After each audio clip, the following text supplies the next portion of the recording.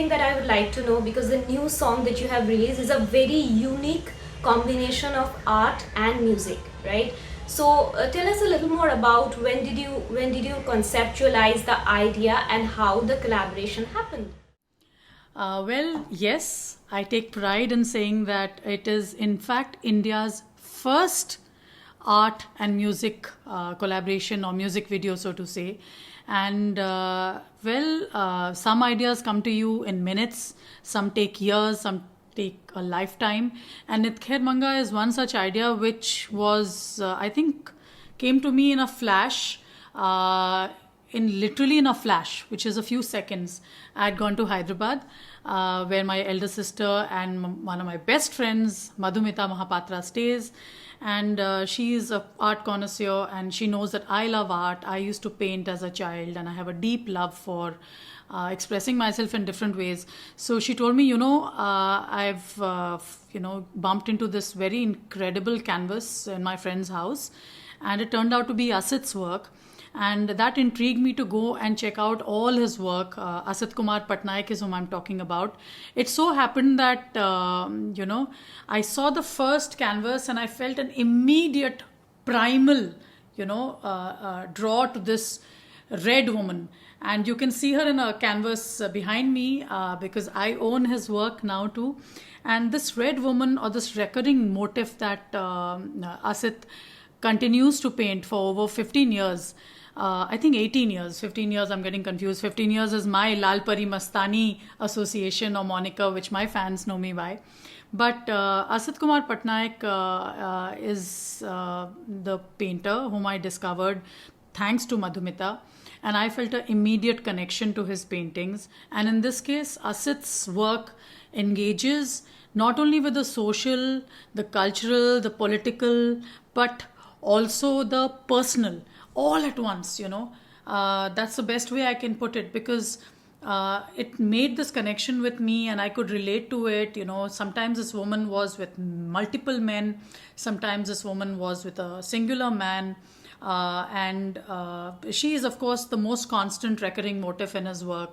And apart from that, I could, I felt a draw towards this semi-clad muse of his who was flaunting this Indian desi curves. So to me, it spoke to me about this whole idea of owning our body shapes, unlike the kind of pressure that comes across to us from all sides when it comes to women right now. We all seem to be aspiring towards that one body type from the West, which is really not our type. Curves are our things, big bums are our things. I enjoy, celebrating that little bump on my stomach, saying my big belly gives me my big voice. I can fill up a stadium with that glorious voice, and I feel blessed for it. He's he's from Odisha and from Barampur, from the area that is Ganjam. He studied in the Fine Arts College in Kalikot there. So I wasn't aware of his Odia origins when I fell in love with his work, but I felt the connection was immediate. As a song has been interpreted from a feminine perspective, right? Tell me a little more about the importance of such interpretation, especially in the present time. I think there's an importance of such interpretations in all times, because I think, be it Sufiana Kalam or any other form of music, every gender in today's day and time should have a right to perform it or sing it.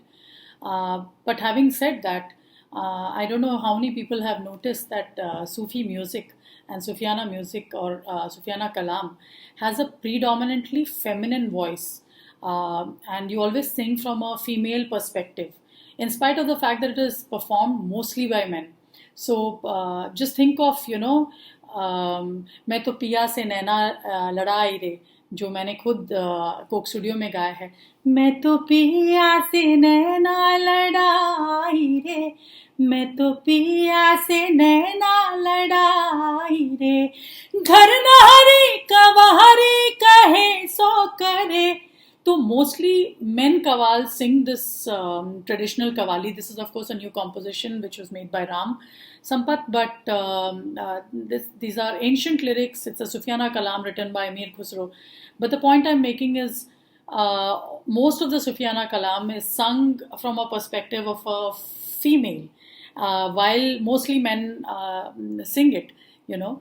And there is a reverence for the feminine in most of our folk music forms, but it has never been given its due in the visual context. Just to explain what I'm trying to say is, like in Nit Khair Manga, my video, you see the woman as a center of the narrative. She's surrounded by men. It's like a woman in a man's world, but navigating her way through, negotiating her desires, lot of complex emotions, just like the art of Asit Kumar Patnaik. And that's where I drew this idea from, saying that I made a connection with the fact that as I was growing up, I loved a lot of, lot of traditional music, kavalis. We have so many genres. We have folk music, and we had Ila Arunji, who was doing some fantastic work, brazen, amazing throaty voice and putting herself out there. But one thing I noticed was mostly when it comes to the portrayal of women in the mainstream, be it in the context of Afreen, where Ustad Nusrat Fateh Ali Khan Saab sings, he's the artist, or PRA. You have Lisa Ray walking down. It's either in visually, titillating, or a woman is either objectified or she's the glamorous part of the whole scene, or there was also an association of a folk voice, a throaty voice has to be either singing an item number or seducing someone, lustily, because those were the associations. And there's nothing wrong with that, but it cannot be the only association we have. So the portrayal of women when it comes to the folk arts in our popular culture, I think has been very pigeonholed, very limited. So I thought this was an opportunity for me to portray a woman as the center of the narrative. She's surrounded by men, and they are bare torsoed. And in fact, I was joking during the making of the video that, is this a reverse of objectification? Because while I'm scantily clad like Asit Kumar's muse with a blouse and that Indian desi thing, but the men are almost completely bare. And there were very few men with such bodies, so we chose mannequins. By the way, that's the reason why I chose mannequins. Sona, this is not the first time. Earlier also you presented your version, your rendition of traditional songs, like Rangobati was definitely one of them, and that was like widely accepted and celebrated. What I was wondering is that what do you think? Do you believe that this is one of the way for the younger generation to get access and feel connected to their root through the modern rendition of the traditional songs, like folk songs or traditional Sufi songs? How do you look at that? How do you think that is the responsibility that you have as an artist to present your rendition of the traditional lyrics, traditional bandish? It's not the only kind of music I do, for sure. But yes, I take pride in reinventing, in a sense, reinterpreting some classics. And in fact, presenting the kind of, be it folk music or be it Sufiana Kalam, be it other genres. The whole idea of reinterpreting it and presenting it in a soundscape which is fresh and new age, I think helps us bridge the ages and helps us present music and keep, in a sense, our heritage alive with the new generation. Yes, and I do my music, do such music to be relevant as an artist, apart from all the original compositions that we also put out. And I love young people. I love being surrounded by young people. My whole team is full of not even millennials. I have understood that they are Generation Z. They amaze me, but they infuriate me also in equal measure, let me add. And the other thing I do notice, as somebody who is observing my environment very keenly, I travel a lot, I watch things, and I'm constantly absorbing from a lot of the young people around me. And I do notice that there is a cultural drift from our roots, and it is getting larger every day. there is a whole segment, especially in urban India, that seems to look westwards for all their inspirations. And while there is, again, I'm a global citizen myself, I would think, but at the same time, I take great pride in understanding, my roots, flaunting my roots, knowing that that's what gives me my unique identity. And culture is about music, art, and such, and not everything else that the polarized social media in particular seems to be fighting about, and our political space seems to be full of right now. And my way of helping reduce this gap, or this cultural gap that I see around me all the time, is by getting such music out from a brand new perspective. And I believe my reinterpretation of these classics, be it Rangabati or even Nilamani.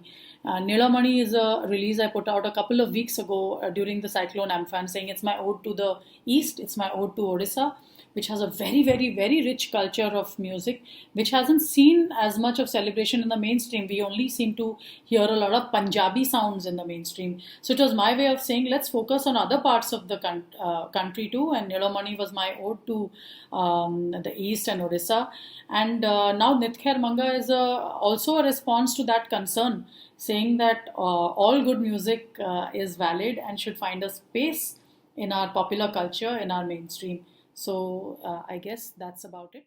Okay, I have to ask you this because this is so important. You are the diva on stage, all right? So tell me now that in coming few years at least, social distancing is definitely going to be a part of our culture, our daily life.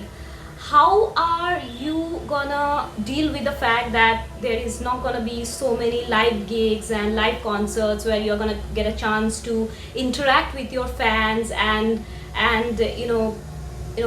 perform in front of them? Like, the live gig scene is definitely gonna get affected in coming few years.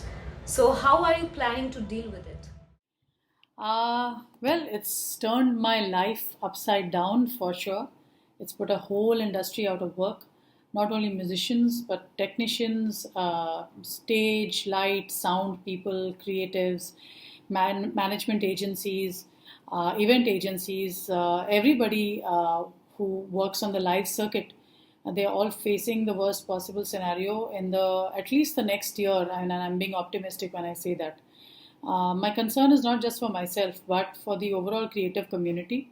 And while we will definitely innovate, I sincerely hope that the central and the state governments also start engaging with us as an industry and addressing our concerns. We don't need bailouts. We understand that in India there are too many other, there are communities of have-nots that need attention. But we need to be seen as professionals and entrepreneurs and small business owners who are facing an unprecedented challenge. And that apart, even if you keep that aside and say that, okay, the creative community in a country like ours, which is third world and developing yet, if that's how we see it, are not important. Although I feel that's not correct and that's not the right way to see it. At least, when it comes to the truly, the folk musicians, the instrumentalists, uh, the people who live month to month, and those people who have spent a lifetime in learning their craft, and they carry, I would say, the cultural heritage of a whole nation. They need to be taken care of in some way. And between Ram and me, we've been trying our best from our sides to do something. And I know musicians like T.M. Krishna raised funds. Shubha Mudgal ji also did raise funds, but that's very few, very few. And I just hope there is some answer to this.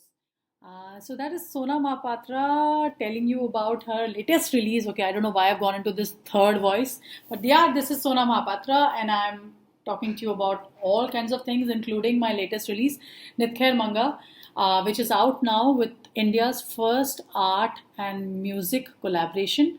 So the music video is out and the song is out. So go listen to it, share it, spread the word, and yes, let's all heal together. No better way to do it than with music and with art. So this is me signing off.